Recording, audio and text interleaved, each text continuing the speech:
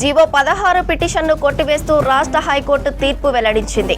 ఈ జీవో ద్వారా గత ప్రభుత్వం కాంట్రాక్టు ఉద్యోగులను పెద్ద ఎత్తున రెగ్యులరైజ్ చేసింది.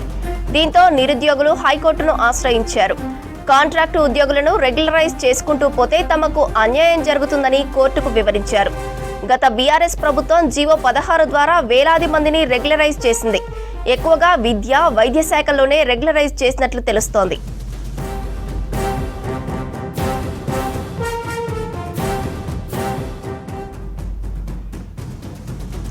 జీవో 16 పిటిషన్ను కొట్టివేస్తూ రాష్ట్ర హైకోర్టు తీర్పు వెల్లడించింది. ఈ జీవో ద్వారా గత ప్రభుత్వం కాంట్రాక్టు ఉద్యోగులను పెద్ద ఎత్తున రెగ్యులరైజ్ చేసింది. దీంతో నిరుద్యోగులు హైకోర్టును ఆశ్రయించారు. కాంట్రాక్టు ఉద్యోగులను రెగ్యులరైజ్ చేసుకుంటూ పోతే తమకు అన్యాయం జరుగుతుందని కోర్టుకు వివరించారు. గత బీఆర్ఎస్ ప్రభుత్వం జీవో 16 ద్వారా వేలాది మందిని రెగ్యులరైజ్ చేసింది. ఎక్కువగా విద్య, వైద్య శాఖల్లోనే రెగ్యులరైజ్ చేసినట్లు తెలుస్తోంది.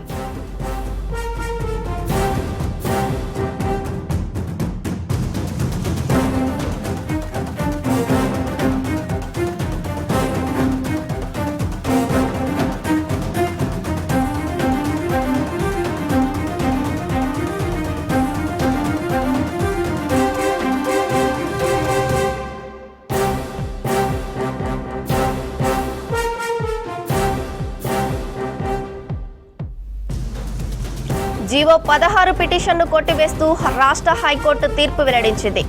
ఈ జీవో ద్వారా గత ప్రభుత్వం కాంట్రాక్టు ఉద్యోగులను పెద్ద ఎత్తున రెగ్యులరైజ్ చేసింది. దీంతో నిరుద్యోగులు హైకోర్టును ఆశ్రయించారు. కాంట్రాక్టు ఉద్యోగులను రెగ్యులరైజ్ చేసుకుంటూ పోతే తమకు అన్యాయం జరుగుతుందని కోర్టుకు వివరించారు.